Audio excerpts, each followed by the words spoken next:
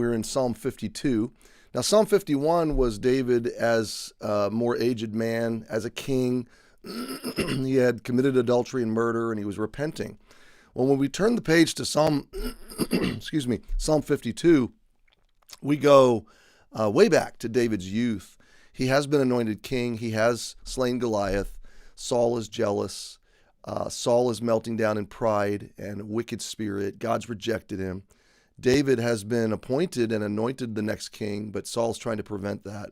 So he's chasing, and David's running, fleeing. And there were these people in the middle that played both sides. And one of them was named Doeg.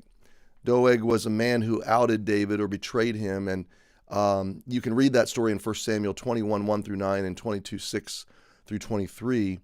But David doesn't know really what to do with this betrayal. He's angry, he's frustrated, and he does the right thing. He goes to God. He realized that God is his ultimate vindicator. He realized that God is the one who's going to write the record. He realized he has a call and an anointing from God that's bigger than Doeg and bigger than this moment.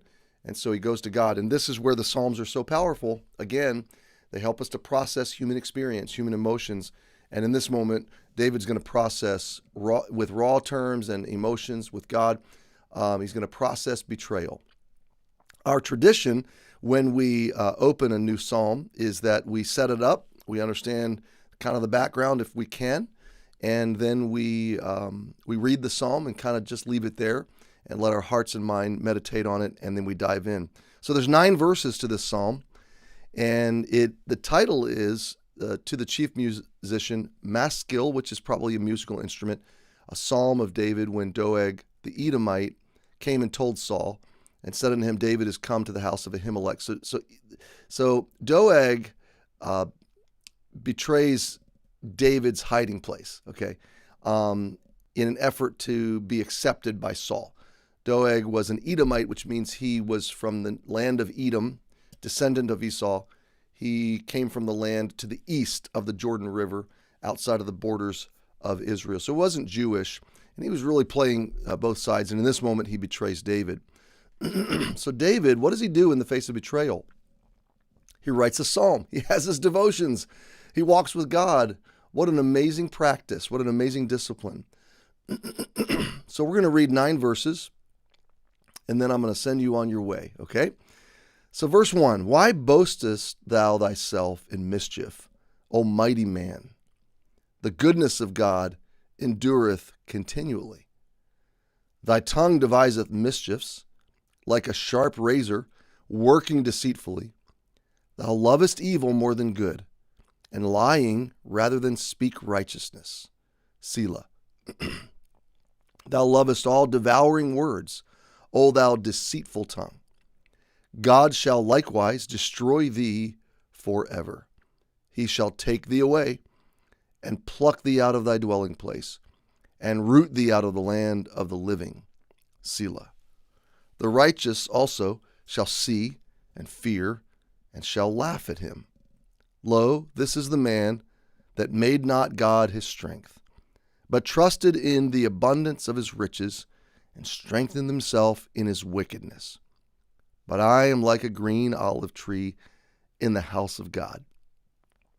I trust in the mercy of God forever and ever. I will praise thee forever, because thou hast done it. And I will wait on thy name, for it is good before thy saints. Well, this is going to be a fun journey. 9 verses. Every time we open a new psalm, my heart is just immediately captivated. I want to pause right now and just start to address all the things I observed just in that reading. A good way to study the Bible is to read like we just did and just notate all the observations that come to your mind as you're reading. And it's just almost like a brainstorm. God just fills your heart and your mind with so many vivid realities, so many vivid images and truths, that it's going to be fun to unfold these 9 verses this week, maybe early next week. And so set this up in your heart and mind, especially if you've ever been hurt or betrayed, that David is anchoring and rooting. He's embedding his mind and his heart and his psyche in real things, true things, eternal things, big things. He's securing his soul. He's keeping his emotions from running wild. Anger, resentment, bitterness, vengeance. He's keeping his heart from being overcome by all these things.